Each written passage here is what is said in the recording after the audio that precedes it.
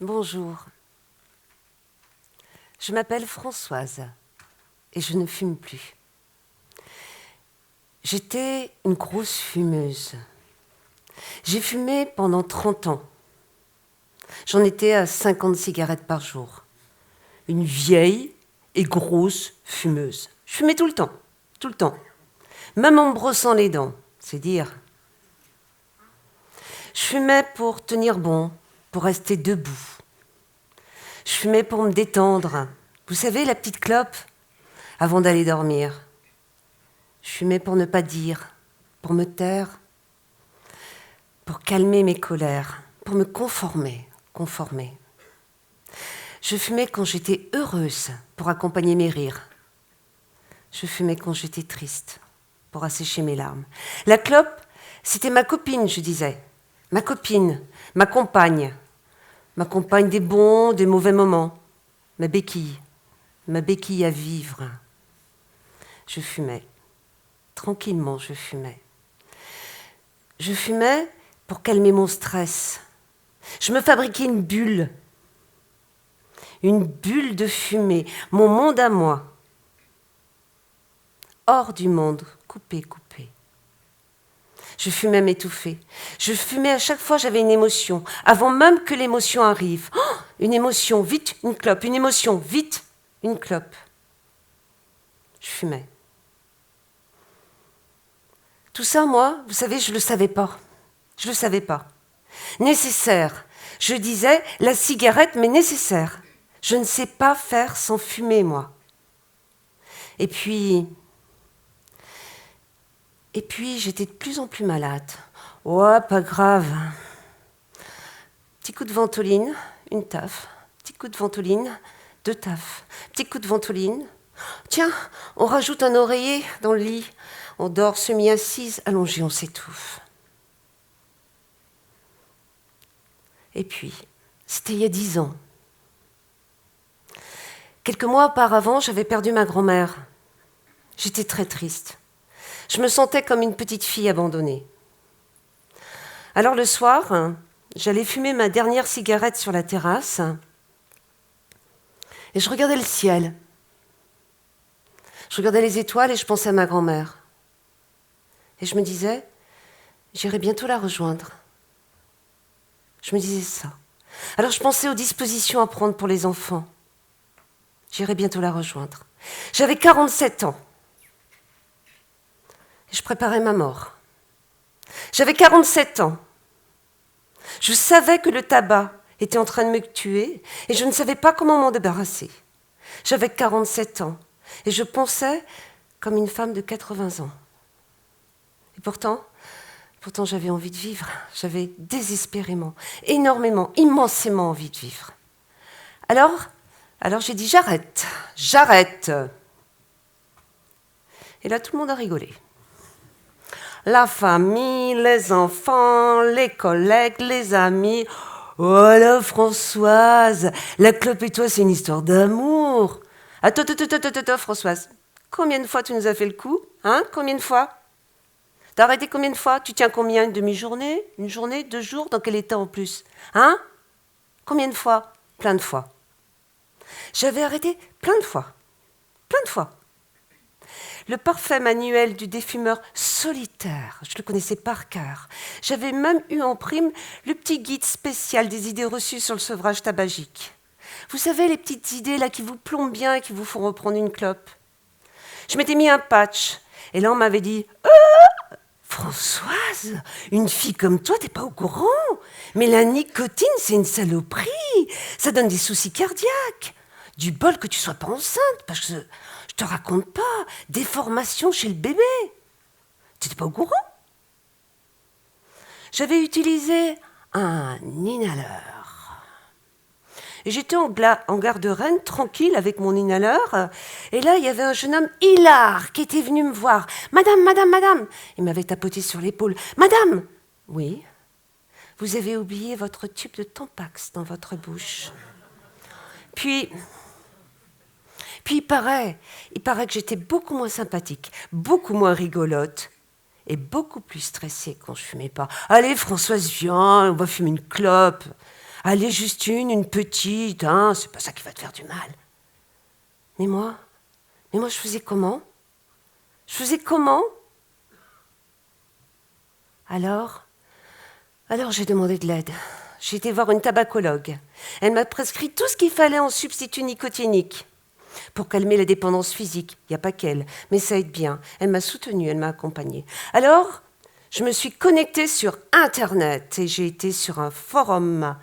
Et là, j'ai créé un blog. Moi, Francoise, 47 ans, droguée.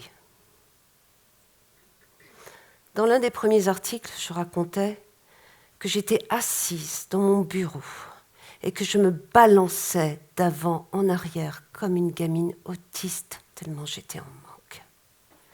Et là, une personne a répondu.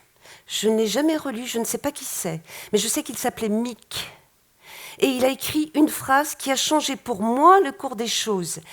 Il a écrit « Francoise, la défume est un apprentissage. » Attends, un apprentissage ? Un apprentissage ?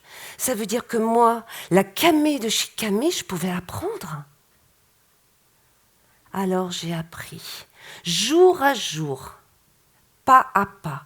J'ai appris à défaire les uns après les autres les liens puissants, intimes, entre moi et le tabac.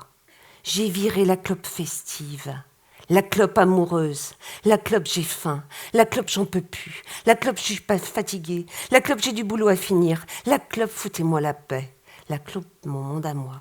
Une à une, je les ai virées. 500 pages d'apprentissage. J'ai appris plein de choses. J'ai appris que la défume, c'est du temps, qu'il faut se laisser du temps pour arrêter de fumer. On a fumé des années. J'ai appris que la défume, c'est de la dentelle. On s'en fout de la méthode. L'important, c'est d'y arriver. J'ai même appris que j'avais 3 cerveaux.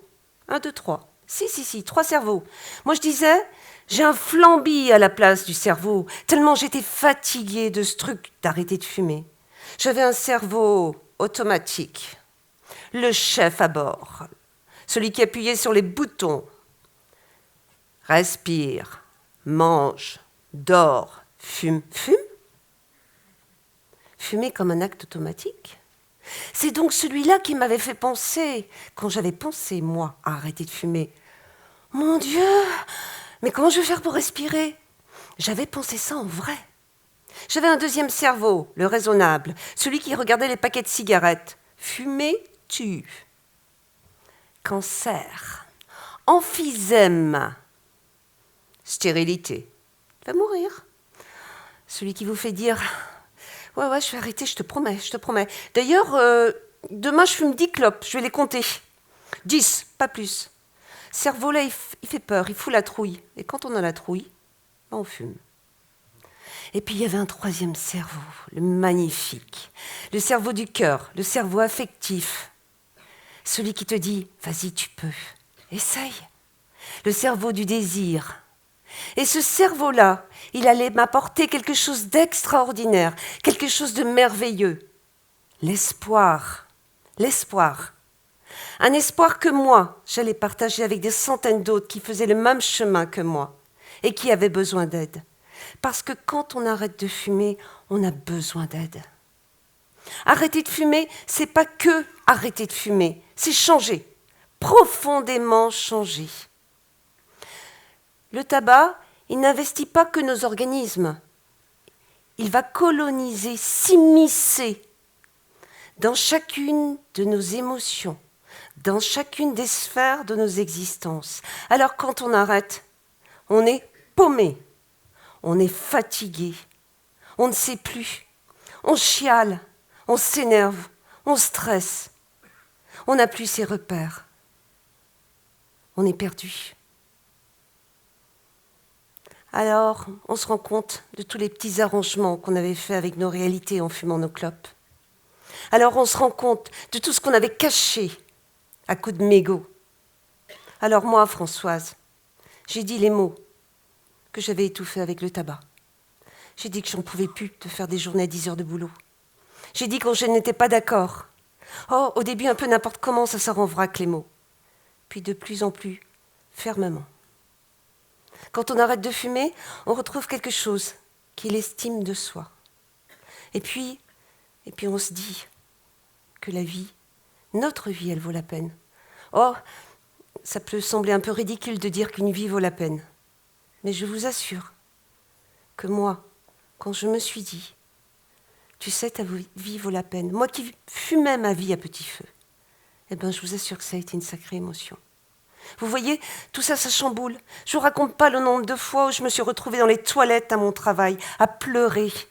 Je disais, les torchons, il m'en faut des torchons, parce que les mouchoirs, ça ne suffit plus. Je pleurais des seaux de larmes. Je ne savais même pas pourquoi, mais je savais une chose, c'était que le tabac ne les asséchait plus. Vous voyez, j'ai appris plein de choses. Et je me suis dit qu'il fallait construire un lieu où ces apprentissages-là, un lieu où l'amitié, la fraternité, l'entraide pouvaient exister. Un lieu où on pourrait se dire, un lieu où on pourrait exister, un lieu où la parole serait libre, un lieu où les gens seraient. Ce lieu, il devait être proche des gens.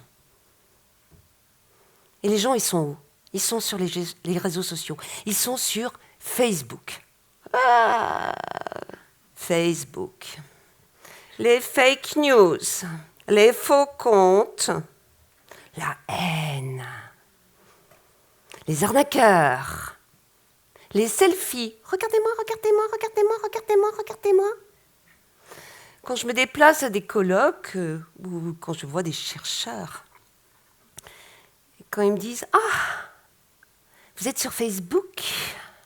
Facebook?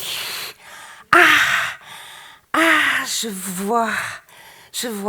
Bah oui, on voit même très bien. 25 000 personnes, un fumeur sur 1000 en France, dans un groupe fermé, protégé, où la parole est libre. 80 bénévoles qui se relaient jour et nuit pour accueillir, accompagner, conseiller, apporter de l'aide et de l'entraide. Du « j'ai appris », nous sommes passés au « nous apprenons ». Nous apprenons que quand on prend une clope, c'est pas un drame. Ça s'appelle une peau de banane. On dit, je me suis pris une peau de banane. J'ai rencontré un bananier. Je me suis paumé dans une bananeraie. Et là, vous avez 10, 15, 20, 50 personnes qui arrivent et qui vous disent, attends, il s'est passé quoi? On va t'aider. On est là. T'inquiète pas. On continue avec toi. On apprend que Justine, la petite, est copine avec juste un paquet, qui est copain avec juste une cartouche, et que quand on rechute, on n'est pas nul, contrairement à ce que disent les gens. On a appris que chaque pas est un pas vers la réussite, que chaque essai est un apprentissage. On apprend à dire autrement nos émotions.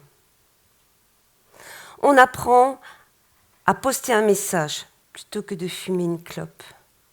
On apprend à parler de nos histoires de vie, de nos histoires avec le tabac. Et on sait que ceux qui nous lisent ne vont pas nous juger et sont à même de nous soutenir. On apprend les réponses au pourquoi du sevrage. Pourquoi j'ai des boutons? Pourquoi je suis constipée? Pourquoi j'ai la peau plus jolie? Tu ne trouves pas qu'elle est plus jolie? Pourquoi? Pourquoi j'ai une érection matinale plus importante? Pourquoi j'ai les seins plus gros? Pourquoi? Nous apprenons. Nous sommes même fêtés. Moi, perso, je suis poulette de diamant. Quand on est à 1 mois de défume, on est piou-piou de coton. Ça peut faire sourire. Mais quand tu arrives à 1 mois sans fumer et que tu as 100, 150, 200, 300 personnes qui te disent « Yes !» Tu l'as fait, 1 mois de défume, tu l'as fait, bravo. Et que vous êtes là, oh putain, je l'ai fait, vraiment, j'ai pas fumé pendant 1 mois. Et que tout le monde vous applaudit. Et qu'à côté, Il y a quelqu'un qui dit « Là, j'ai une clope devant moi.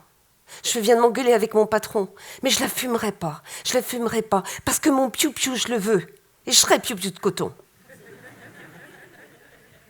Nous apprenons, ensemble, à prendre de plus en plus confiance en notre capacité à réussir, à prendre de plus en plus confiance en notre valeur à nous. Je ne suis plus seule. Nous ne sommes plus seuls. Nous apprenons ensemble à lever les rideaux de fumée, en parlant, en disant, en n'étouffant plus la richesse de nos existences. Je voudrais vous raconter, je voudrais vous dire vraiment tous les visages qui se cachent derrière mes mots. Je voudrais vous parler de Bernard, qui est arrivé. Il venait de subir une opération du cœur. Il avait une valve et il disait, vous voyez, cette valve, c'est tout ce qui me reste propre dans mon corps. Et je veux que ça reste propre. Et qui 100 jours après nous dit, la vie est belle. Je voudrais vous parler de Jaja, qui est handicapé, qui ne peut plus bouger de sa chambre et qui s'est acheté une tablette pour fêter les anniversaires de ses copains et ses copines, tous les jours. Magnifique fenêtre sur le monde. Je voudrais vous dire à quel point on rigole. Je voudrais vous dire à quel point c'est important d'avoir un monde où on peut parler dans nos vies, où on parle peu, où parfois on ne parle plus. Je voudrais vous dire à quel point c'est essentiel d'avoir un endroit où on peut frapper et où la porte s'ouvre, quelle que soit l'heure ou le jour. Où vous êtes accueillis, où vous êtes aidés, vous êtes soutenus. Nous, on s'appelle la famille. On s'appelle les copains et les copines. Nous, on parle tous les jours. On partage notre expérience. On partage nos découvertes, on partage nos émotions. On partage notre moralo, nos petits bonheurs, nos fêtés du jour, nos humeurs. On partage nos apprentissages. Quand nous nous rencontrons, tous, on se serre dans les bras. On partage ensemble plus que le sevrage.